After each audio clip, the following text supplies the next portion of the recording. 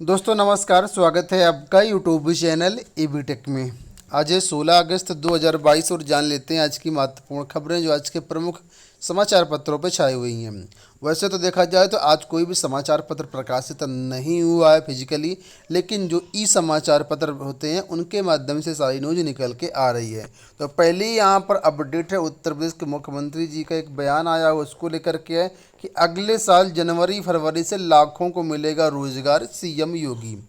मुख्यमंत्री ने कहा कि जनवरी फरवरी 2023 में सरकार यूपी ग्लोबल इन्वेस्टर समिट का आयोजन करने जा रही है। इसकी तैयारी बड़े स्तर पर चल रही है। समिट में 10 लाख करोड़ रुपए के निवेश का लक्ष्य रखा गया है।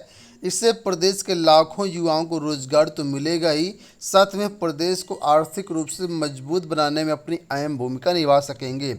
समिट से युवाओं को प्रदेश भर में नौकरी के भी नए अवसर प्राप्त हो सकेंगे।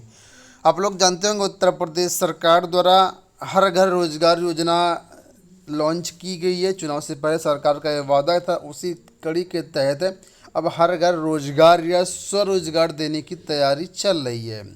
सरकार का कहना है कि 2016 में बेरोजगारी दर 18% थी, वहीं अप्रैल 2022 में घट करके मात्र 2.9% यानी लगभग 3% सिमट करके रह गई है। सरकार युवाओं के उज्जवल भविष्य के लिए आशान्वित है। तो कुल मिलाकर के सरकार का कहना है कि अगले साल जनवरी फरवरी से प्रदेश के ज़्यादातर लोगों को रोजगार उपलब्ध करवाया जाएगा। यहाँ पर नीचे देख सकते हैं, साफ तौर पर फिर से दिया गया कि इसके साथ ही प्रत्येक परिवार को कम से कम एक रोजगार उपलब्ध कराने के लिए प्रदेश में परिवार आईडी बना करके किसी भी रोजगार से वंचित परिवार को प्राथमिकता के आधार पर रोजगार के समुचित अवसर उपलब्ध करवाए जाएंगे। बात कर लेते हैं उत्तर प्रदेश कांस्टेबल भर्ती को लेकर के। उत्तर प्रदेश में 26,000 पदों पर कांस्टेबल भर्ती का विज्ञापन की सूचनाएं काफ़ी दिनों से मिल रही हैं, लेकिन इसमें लगातार देरी हो रही है। लेकिन अब सूचना यहाँ पर मिल रही है कि इसका जो नोटिफिकेशन इसी सप्ताह जारी किए जाने की तैयारी है। हो सकता है इसी सप्ताह इसका विज्ञापन जारी हो जाए। 26,200 पदों पर कांस्टेबल की भर्तियाँ होनी है। मुख्यमंत्री योगी आदित्यनाथ के निर्देश हैं कि पुलिस विभाग में लगभग 40,000 पदों पर भर्तियां 31 अक्टूबर 2023 तक हर हाल में पूरी कर ली जाए। ऐसे में उम्मीद है कि 15 अगस्त की व्यस्तता के कारण अब किसी भी दिन उत्तर प्रदेश पुलिस भर्ती बोर्ड की तरफ से कांस्टेबल भर्ती की प्रक्रिया शुरू की जा सकती है। ठीक है, लिखा है कि इस किसी कारणवश यदि इस सप्ताह नोटिफिकेशन नहीं जारी होता है तो अगले सप्ताह तक यूपी पुलिस कांस्टेबल भर्ती शुरू हो सकती है। भर्ती नोटिफिकेशन जारी होने के बाद 12वीं पास जो भी अभ्यर्थी इच्छुक हैं वो ऑफिशियल वेबसाइट के माध्यम से यहाँ पर आवेदन कर पाएंगे। आवेदन करने के लिए जो एज यहाँ पर रखी गई वो 18 से 22 वर्ष रखी गई। 12वीं पास छात्र होना चाहिए। हाँ ठीक है, हालांकि ये संभावित डेट यहाँ पर बताइए, हो सकता है इस बार कुछ चेंजमेंट वगैरह भी हो सकता है। चलिए बात करते हैं हम लोग एसएससी को लेकर के। तो एसएससी की तरफ से यहाँ पर अपडेट आई है कि डाक विभाग में 3,379 युवाओं की हुई भर्ती, तैनाती भी होगी जल्द। आप लोग जानते होंगे एसएससी CHSL 2019 परीक्षा के आधार पर जो भी भर्तियाँ होती हैं, ठीक है, उनकी बात यहाँ पर की जा रही है। तो फिलहाल पहले जो डाक विभाग की भर्तियाँ होती थी PASA की, वो अलग से होती थी, लेकिन वर्तमान में इन भर्तियों को एसएससी के थ्रू ही जोड़ दिया गया है। यानी अब जो डाक विभाग में पोस्टल असिस्टेंट और सार्टिंग असिस्टेंट की भर्तियाँ होंगी और भी एसएससी CHSL के माध्यम से करवाई जाएंगी। तो उसके बारे में यहाँ पर अपडेट किया गया है कि इतने अभ्यर्थियों का चयन हो गया है और एसएससी जल्द ही जो है इन युवाओं को जो है तैनात कर देगा। बढ़ते हैं अगली अपडेट की तरफ। यहाँ पर देखिए एक बड़ी अपडेट है आप सभी के लिए। यहाँ पर अपडेट ये है कि जो इनकम टैक्स में छूट मिलती है अभी, वो छूट सरकार अब समाप्त करने जा रही है। इसकी समीक्षा होने जा रही है और इस समीक्षा में इस पर फाइनल मुहर लग सकती है। उसी के बारे में यहाँ पर अपडेट किया गया कि वित्त मंत्रालय छूट या रियायतों से मुक्त टैक्स सिस्टम की समीक्षा की योजना बना रहा है। मंत्रालय ने जल्द छूट मुक्त टैक्स सिस्टम की समीक्षा का प्रस्ताव रखा है ताकि इसे पर्सनल इनकम टैक्स पेयर्स के लिए अधिक आकर्षक बनाया जा सके। सूत्रों के हवाले से मीडिया से खबरें आ रही है कि सरकार का इरादा ऐसी कर प्रणाली स्थापित करने का है इसमें किसी भी तरह की रियायतें ना हों।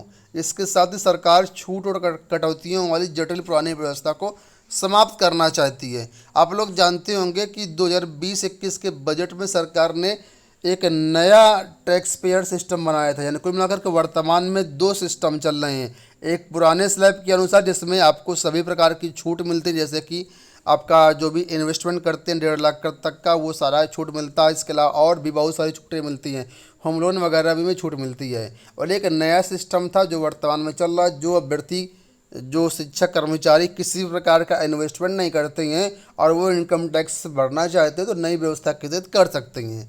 तो फिलहाल जो पुरानी व्यवस्था है उसको अब सरकार इस प्रस्ताव के तहत समाप्त करने का विकल्प दिया है। अगर फाइनल मुहर लग गई तो ये जो पुराना टैक्स पेयर सिस्टम है जिसमें सभी प्रकार की छूट मिलती हैं वो समाप्त हो जाएगा।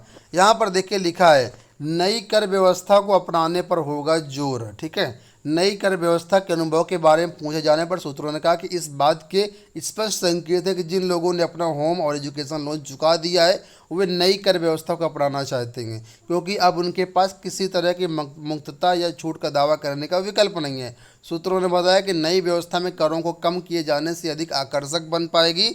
इसका मतलब ये है कि आने वाले दिनों में सरकार समीक्षा करने के बाद पुरानी टैक्स व्यवस्था को समाप्त करके नई प्रणाली को अपनाने पर जोर देगी, या ऐसा भी संभव है कि सरकार नई कर प्रणाली को अनिवार्य बना दे।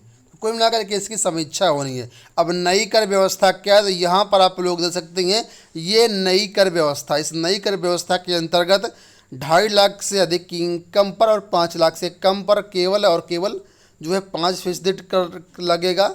5 पहले भी लगता था, 5 अभी भी लगेगा। तो इस स्लैब में कोई बदलाव नहीं है, लेकिन बदलाव कहाँ, तो 5 लाख से ऊपर जिसकी इनकम उसमें बदलाव है।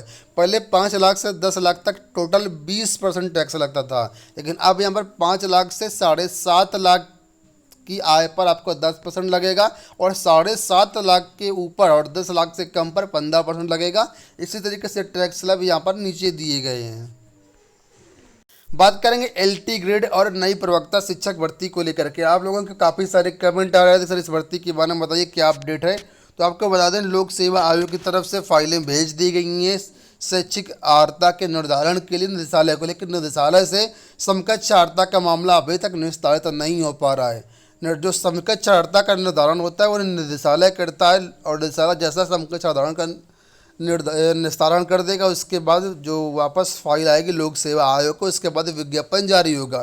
तो जानबूझ करके इसमें विलंब किया जा रहा है। दोनों में सेम मामला है समकक्ष अर्हता का, इसी वजह से इसका विज्ञापन नहीं आ पा रहा है। तो जैसे ही समकक्ष अर्हता का मामला निस्तारित होगा आपका विज्ञापन जारी हो जाएगा। वहीं पर प्रवक्ता भर्ती के बारे में अपडेट है कि यहाँ पर पदों की संख्या लगभग 2800 से 3000 हो गई है।